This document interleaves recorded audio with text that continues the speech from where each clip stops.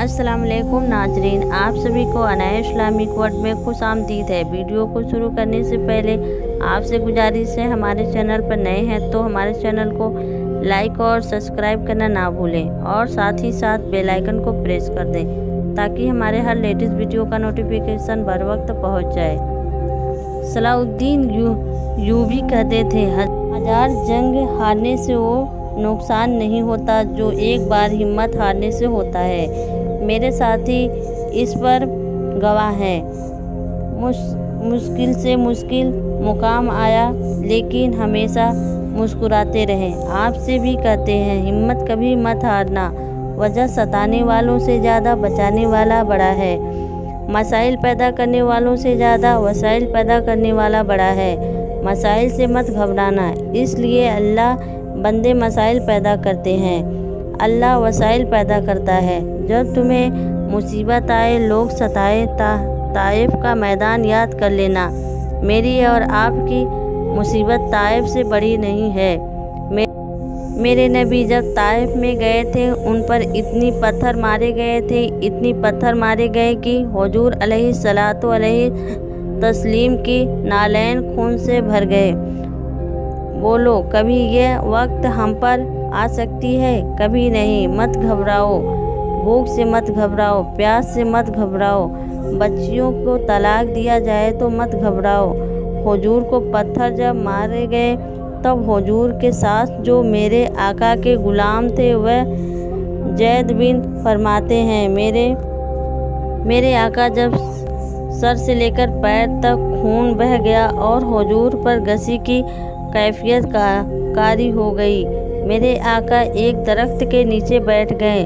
उन ताइफ के उबास लड़कों ने हुजूर के हाथ पकड़कर खड़ा किए और हुजूर अलैहिस्सलाम की पिंडलियों पर मारना शुरू किए। यह कैफियत है कि हिम्मत हारते हो। अपने नबी की तरफ देखो। कोई कहता है, मुझे घर से बेघर कर दिया, हुकूमत सता रही है, तो मैं कहती हूँ, यजीद की हुकूमत ने मेरे हुसैन को नहीं सताया।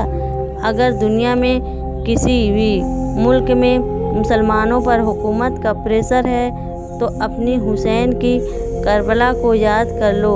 और कहती हूँ, याद रखना, सताने वाला अगर बेघर भी कर देगा तो सताने वाला खुद बेघर हो जाएगा, और जिसे बेघर किया जाए और वह हक पर हो वह घर घर नजर आएगा। इसीलिए किसी शायर ने कहा है कि हुसैन कल बेघर थे, आज हुसैन घर घर हैं। बेघर यजीद ने किया जो मिट गया, घर घर अल्लाह ने किया जो हमेशा बाकी रहने वाली जात है। कभी मसले से नहीं घबराना। आपसे बताऊं, अल्लाह ना करे कभी आप पर जिना का इल्ज़ाम लग सकता है, बदकारी का इल्ज़ाम लग सकता है। आप पाक दामन रहिए, अपने मामलात अल्लाह से दुरुस्त रखें। बस छोड़ दो, किसी की कोई औकात नहीं। कोई तुम पर जिना का इल्ज़ाम लगाए, लड़की का इल्ज़ाम लगाए, अगर इल्ज़ाम है, इल्ज़ाम की कोई हैसियत नहीं। तुम अगर सच्चे हो, चुप रहो, कुछ मत बोलो। ये कहाँ से मिला? देख लो, हुजूर की प्यारी जोजा, हम सब की अम्मी जान, उम्मुल मोमिनीन सैयदा तैयबा ताहिरा, मेरी नबी की जोजा उम्मुल मोमिनीन हज़रत आयशा सिद्दीक़ा रज़ियल्लाहु ताला अन्हा। मुनाफिसीन इल्ज़ाम लगाया, ओ गंदा जो इल्ज़ाम लगा उसका जो जिक्र नहीं करती। आप समझ गए इल्ज़ाम क्या लगा। ऐसा प्रोपेगेंडा की मुनाफिसीन ने की। बाद कलमा पढ़ने वाले भी मुखलिसीन भी उसका शिकार हो गए। वह भी कहने लगे, इन्होंने ऐसा किया। उम्मुल मोमिनीन को पता चला मेरे बारे में इतनी गंदी बात। उम्मुल मोमिनीन चली गई अपने अम्मी के यहाँ। कुछ नहीं, सफाई क्या कहा पता है, हुजूर मिलने आए।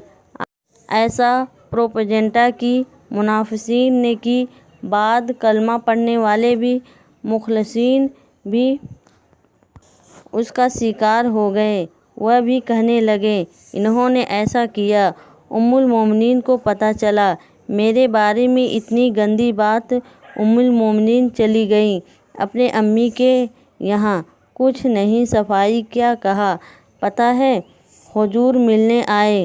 آقا تو صحابہ میں کہہ چکے تھے میں اس کے خیر کے علاوہ کچھ نہیں جانتا۔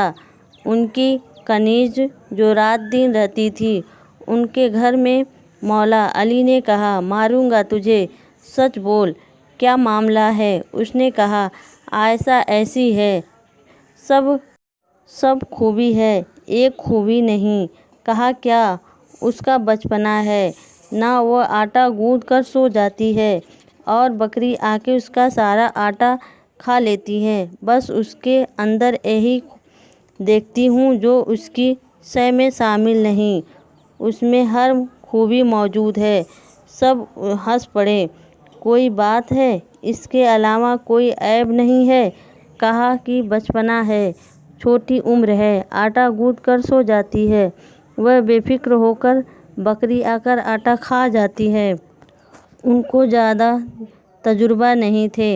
لوگ ہنس پڑے۔ کوئی عیب نہیں اس کے علاوہ۔ لیکن حضور گئے المومنین سے کہا عائشہ سچ بتا تو کیا ہے؟ عرض کی میں وہی کہوں گی جو یعقوب علیہ السلام نے کہا تھا واللہ المستعان علی ما تصفون۔ اس کے پہلے فاصبروا الجمیل، یعنی میں خوبصورت صبر کرتی ہوں، میں کوئی صفائی نہیں دیتی کہ میں پاک دامن ہوں، لیکن کہہ کیا رہی ہوں واللہ المستعان علی ما تصفون۔ اس معاملے کا تصفیہ میرا اللہ ہی فرمائے گا۔ اور چہرہ ادھر رخ کر کے بہت بیمار ہو گئی تھیں۔ صدمے سے ظاہر سی بات ہے جس کے بستر پہ قرآن نازل ہوتا ہو اس پر لوگوں نے اتنا گندا الزام لگایا۔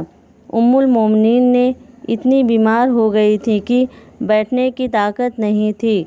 واللہ المستعان علی ما تصفون کہہ کر چہرہ پھیر لیا اور دیوار کی طرف رخ کر کے لیٹ گئیں۔ بس اتنا کہنا تھا واللہ المستعان علی ما تصفون۔ اللہ تصفیہ فرمانے والا ہے، خلاصہ کرنے والا ہے۔ جو اللہ کو پکارے پھر وہ تو مستعان ہے، مدد کرنے والا ہے کہا جاتا ہے۔ ادھر المومنین واللہ المستعان علی ما تصفون رخ کے پھیر کے آنکھ بند کر لی۔ ادھر حضور پر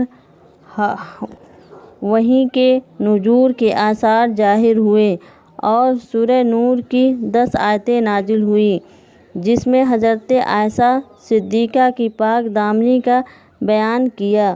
المومنین سے حضور نے کہا عائشہ مبارک ہو، تمہارے لیے اللہ نے ایسی بارات نازل فرمائی۔ المومنین کہتی ہیں میں تو بے قصور تھی اور مجھے یقین بھی تھا کہ میرا اللہ میری بے گناہی کا بیان کر دے گا، لیکن میں تو بس اتنا سوچتی تھی اللہ جبریل کو بھیجے گا اور کہہ دے گا کہ عائشہ بے قصور ہے، میری بے قصوری ثابت ہو جائے گی، لیکن مجھے یہ امید نہیں تھی۔ میری بارات میں، میری طہارت میں اللہ قرآن کی آیتیں نازل فرمائے گا، کیونکہ اگر حدیث میں آتا تو لوگ کبھی پڑھتے کبھی نہیں پڑھتے، چھوڑ دیتے، مگر اللہ کی شان دیکھو جس پہ ہم نے بھروسہ کر کے خاموشی اختیار کی، اللہ نے آیتیں نازل کر دیں۔ آج بھی حافظ قرآن اس وقت تک تراویح میں قرآن ختم نہیں کرتا جب تک کہ عائشہ کی طہارت کو بیان نہیں کر لیتا۔ اس لیے عورتوں پر الزام لگ جائے تو گھبرانا نہیں چاہیے۔ اگر آج کی ویڈیو آپ کو پسند آئی ہو تو ویڈیو کو لائک اور شیئر کرنا نہ بھولیں۔ ناظرین، اس ویڈیو کا اختتام انہی باتوں تک ہوتا ہے۔ خدا حافظ۔